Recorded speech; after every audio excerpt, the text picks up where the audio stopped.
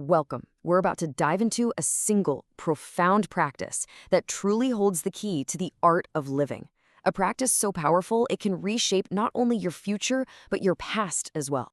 Have you ever asked yourself this? Maybe in a quiet moment you've wondered, why hasn't that pure witnessing state blossomed within me?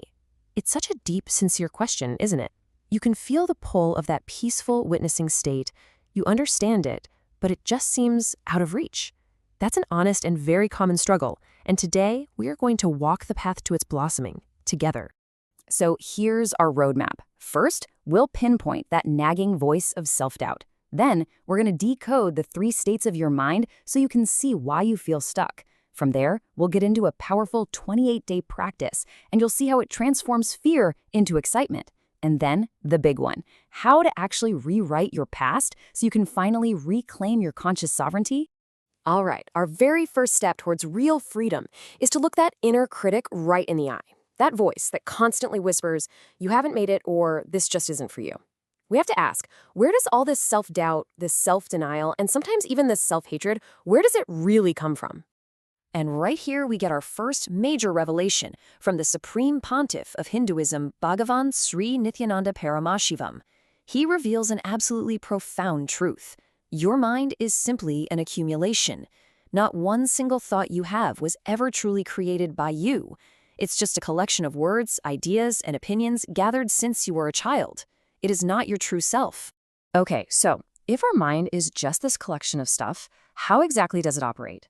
Well, Bhagavan decodes the mechanics of the mind for us so we can finally understand why we feel so trapped by all these automated, secondhand thoughts. He explains that our mind really operates in 3 states. There's sattva, where you are consciously in the driver's seat making your own decisions. Then you have tamas, which is the unconscious state, like when you're in a deep sleep. But the state we're most often trapped in, the one we really need to understand, is that second one, rajas. And this is where most of us are spending 99.9% of our time. The rajas state is the reactionary part of life. It's a state where you are literally a slave to automated thoughts. Commands are just generated in your head without your permission, and you just listen and react, often ruining relationships, businesses, and entire lives in a single unthinking moment. So how do we break free from this cycle?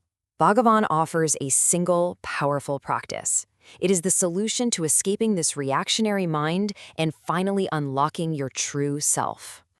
The practice is simple, but its effect is profound. For the next 28 days, you commit to this one thing. Stop reacting. That's it. Whatever happens inside you or outside you, you simply watch it. You become the witness. In Sanskrit, this is called being the sakshi. You just watch. You see, this enlightened state, this state of samadhi, isn't some far-off, impossible goal. Bhagavan makes it so clear. It's a mental habit. Just like painting is a habit of the hand, samadhi is a habit of the mind that you can build through simple, consistent practice. And when you begin this practice, deep transformations start to happen. The very first one is in your relationship with one of life's most crippling emotions, fear. This is such a powerful shift in perspective. Bhagavan explains that what we call fear is actually just our reaction to seeing our own boundless potential. It's like you're standing before a massive, overflowing river of excitement and possibility.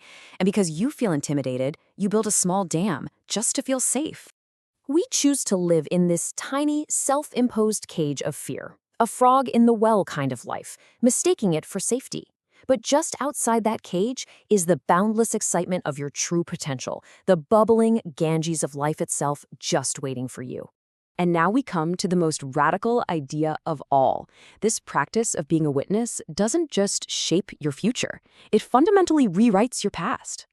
Bhagavan reveals that your memory is not a factual recording of events. It's an opinionated story, an essay of imagination that you've built from your present beliefs, your current pains, and your old wounds.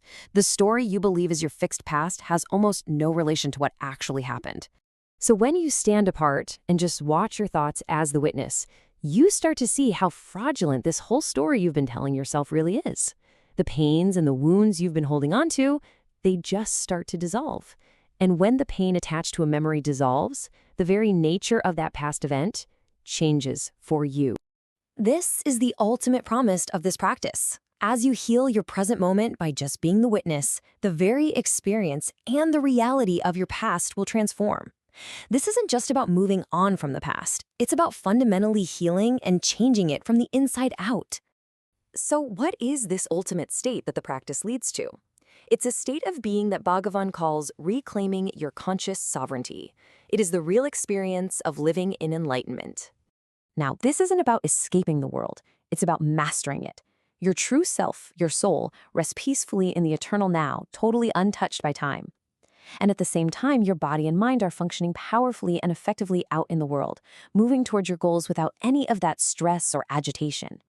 And what does a life like this actually feel like?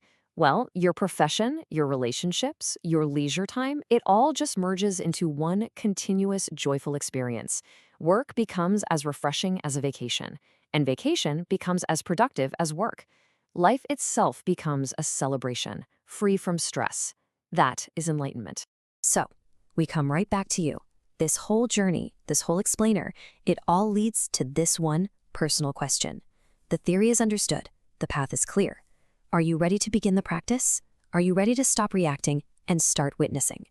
The key takeaway is this simple. You hold the power. It's not outside of you, and it's not reserved for some chosen few.